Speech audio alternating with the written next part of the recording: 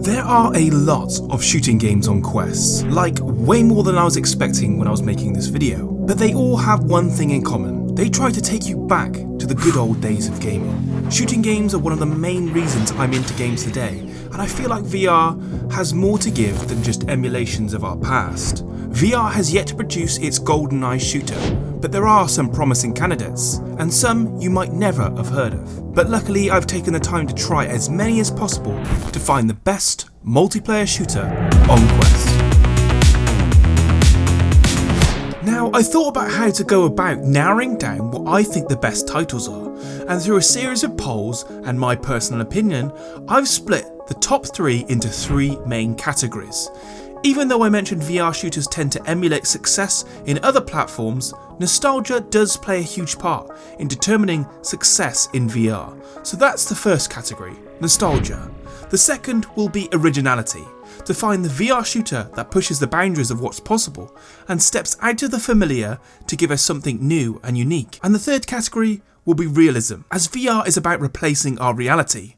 Which VR shooter can simulate the most intense gunfights and bring us closer to a real life experience? And that's the category we'll be starting with. Realism. Onward, Pavlov and Ghosts of Tabor were the 3 games competing for this spot. Onward and Pavlov are more similar than Ghosts of Tabor, with Onward being like a military sim with high levels of tactical elements. You quite literally have to have high level communication, and you can even plan assaults with a pre-game strategy map. Pavlov on the other hand has more of a CSGO feel, with a higher time to kill than Onward. Out of the 2, Onward is definitely more realistic, but in my opinion, it does not take the top spot. Ghosts of Tabor provides something completely different than the 2 of these, as it's an extraction shooter, meaning you have to go into a match, attempt to kill and loot other players, and then, well, extract. The time to kill on Ghost of Tabor depends on what armour you have, but it is similar to Onward in that sense.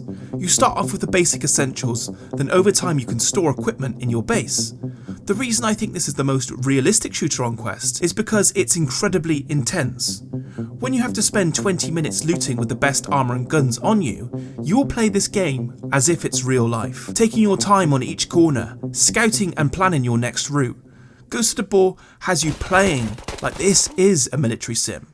Not because it forces you to, because it's that intense you just don't want to die and lose everything. I highly recommend anyone play it, especially with friends, and it's available on AppLab for $14.99. The next category is nostalgia. Who doesn't like a trip down memory lane? And there are some incredible games in this category.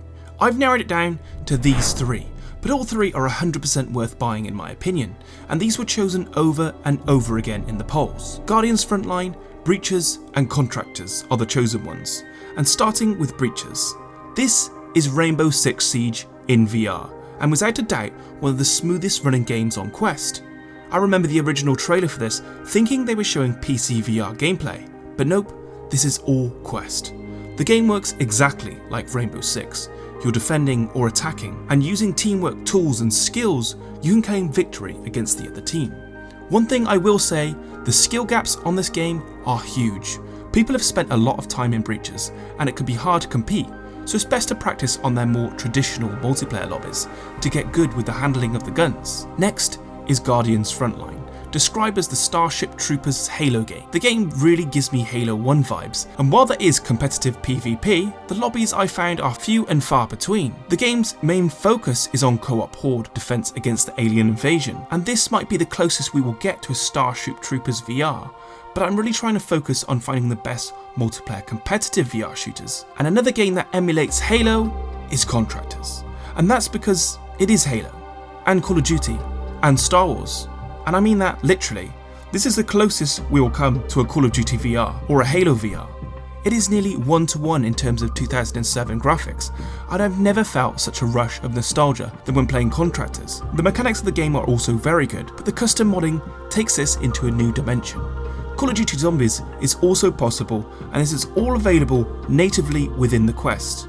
If you told me a few years ago that you could play Call of Duty 4 Wetworks inside VR with all the sound effects, I wouldn't believe you, but here it is, quite literally Call of Duty VR, and so without a doubt, Contractors 100% wins the nostalgia category. But before I get into the next category, I want to give a shout out to ProTube VR for sending me this god tier Gunstock. When it comes to playing shooting games, I'm terrible, but this Gunstock makes me less terrible, and it gives me way more stability.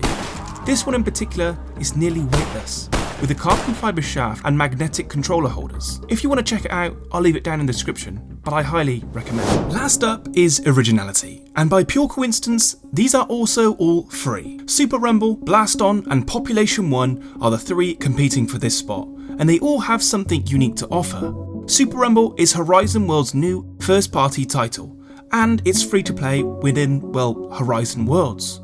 But don't be fooled by the fact this is a game within a game, because Super Rumble features its own levelling up system, power-ups, and improved art style over typical Horizon World games. It's refreshing to actually see a really decent game come out of Horizon, as this would thrive even if it was a title separate from Horizon Worlds. Next up is Population 1. This has continued to have a massive player base, especially when it turned free to play. From a first glance you'd think it was similar to Fortnite because of the build and battle royale, but it's much more than that. It's incredibly fast-paced and a very social game with a strong community, and like most free-to-play games, it features a ton of in-game purchases, but none of them affect the gameplay. Now, most of you would pick Population 1 for this category, but for me, the game is far too competitive and fast-paced. I prefer something more methodical and slower paced, and that brings me to Blast On, another free-to-play game. Blast On is a tactical PvP shooter, where you essentially shoot and dodge. This really feels like a truly original shooter, and it's really unlike anything I've ever played before. It also has these incredible options where you can quite literally play it in your own home. And there are a ton of unlockable features to keep you glued to the game. Obviously these games are my own opinion, with some influence from the community, but if you've got a different game in mind, drop it down in the comment section below. And if you like this video, like and subscribe. And as always, I'll catch you on the next one.